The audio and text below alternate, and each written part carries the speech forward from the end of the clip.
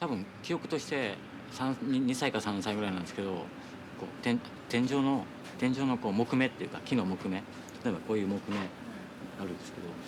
それをずっと眺めた時になんか動いてた記憶があるんですよね。動いてた木目がね、木目が動いて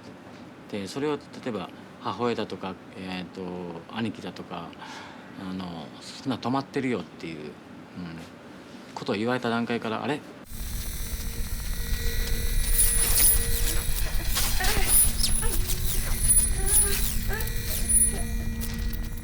森本監督はですね、今回の監督なので私は最も長く仕事をしている監督ですが、プライベートは非常にユニークで面白い方ですね。特にもうお酒は死ぬほど好きで、1年に1回私の家に来てですね、私が、こっそり貯めている高級なワインも家中にあるお酒を全部飲んでですね、森本さんはただそのお酒を飲んでいても食事をしていても音楽を聴いていても常に彼の中に見える世界というのは彼の作品の中のイマジネーションを呼び起こすエッセンス、その種であり、彼は非常にその日常的な世界を描くのが得意な監督なんですが、ただ私たちが見ている世界とは違うもの、違うところを常に見ていると。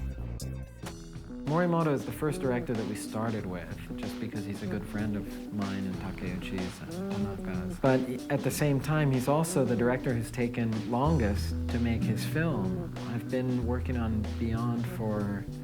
over 2 years and talking to him about Animatrix for, I think, close to 3 actually. 今回森本監督にこのアニマトリックスのお願いをした時に、もうやるんであればオリジナルでやりたいと、シナリオコンテ開発に時間がかかりました。森本さんはいつもそのコンテを書くのが遅い監督さんで日本でも有名なんですけれども、 He's had multiple stories rejected. Every time even a small detail has been looked askance at, he's gone back to square one and just started from scratch. And that's kind of his nature, actually. He's not really, I don't think his style lends itself to successive approximation and small increments. Yeah, he's kind of a producer's nightmare in a way. Ready! Bullseye! それはだからその前に言ったようにこれがこう動いてるとか、そういうことを楽しめる。例えば子供、それを例えば知ったからといってじゃあこの世界は何なんだってこう追求しないじゃないですか。どっちかというとしなくてそのまま受け入れて遊んでるということで、だったらそれだったらいいっていうか、向こうにそっちのアイデアだったらっていうかそっち方向だったら気づかないでこっちにそこから出ようとかきっと思わないだろう。 Which brings in this whole subtext that Larry and Andy are kind of fond of putting forth, which is, things that happen in the real world that aren't supposed to happen, psychic phenomena or, deja vu. Deja vu. Or ghosts. All of this is a result of problems in programming the Matrix. So Beyond explores just that aspect of the story of the Matrix, which is The rules that humans live by every day of our lives, and yet they're being broken here in the same way that a movie can break rules. But this is in, the real world that these kids live in. One of his characteristics is that he's got such a unique and slightly skewed vision of the world that he's kind of not really seeing things the same way that the rest of us are. 今回のビヨンドの作品の中でも普通の人たちが日常では見過ごしてしまうような不思議な、例えば路地の向こう側には何があるのか、この壁の向こうには何があるのか、この電柱は夜になるとどうなるのか、そういうさまざまなディテール、そういったものが彼のイマジネーションの中で融合してこの作品の中で、非常に独特な世界を培わるものとなっていると思います。森本監督はビヨンドを撮るときにですね、彼のスタジオがある、町吉祥寺であるとか。Yuki? Mark Larry, who is the key sound designer on Beyond, is in Japan now, not only spotting with the director, but he brought a recording rig, and he's been recording tons and tons, hours of material in that specific neighborhood and all the outlying areas to really get the feel of the real place. 今回の作品の一番最初に横断歩道の音っていうか、それはトーリャンセっていう曲なんですけど。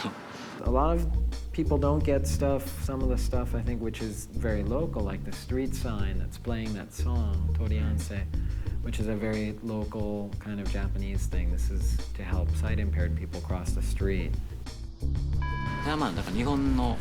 昔の曲っていうか、最近こう近くで探そうとしたら違う曲になってたりとかして、まあちょっと遠くの方まで行ったんですけど。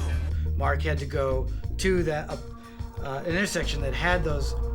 traffic signals, but in a fairly quiet place. And they went there like 3 in the morning before the traffic starts, so they could get a clean recording of this signal. どうしてもその曲じゃないと、まあ、自分はいけないと思ってて、なんでその曲かっていうと、まあ、その曲に込められた意味があって、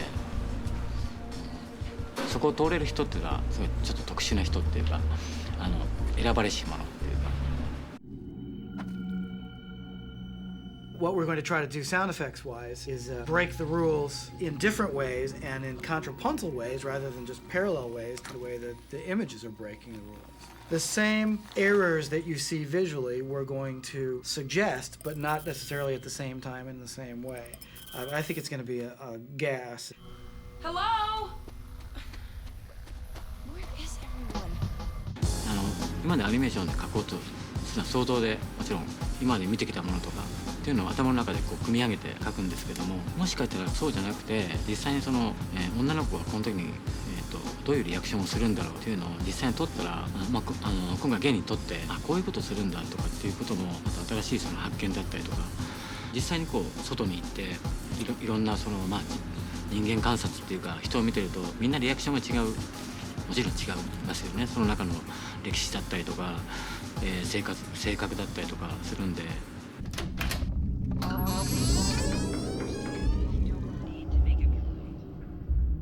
I've been working on Beyond for a couple of years now, and it's just in mixing it over the last couple of days that I finally really feel like I've gotten it, like I'm really seeing all the stuff that's hidden in there. There were a couple shots where there's all this stuff happening in the background that I never even noticed, and it's not because I haven't been paying attention. I've been totally immersed in this project for longer than I care to remember. I figured this out yesterday. But there's these things in there that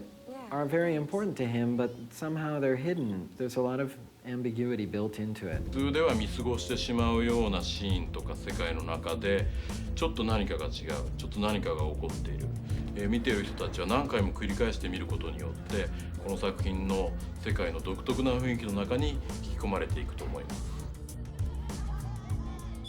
Some people see it and basically see something which is very literal and try and make sense of it. In reality, I think it's best viewed without expectations that it's going to really make sense. It's a very challenging movie. Some people hate it. They're not able to really free their mind.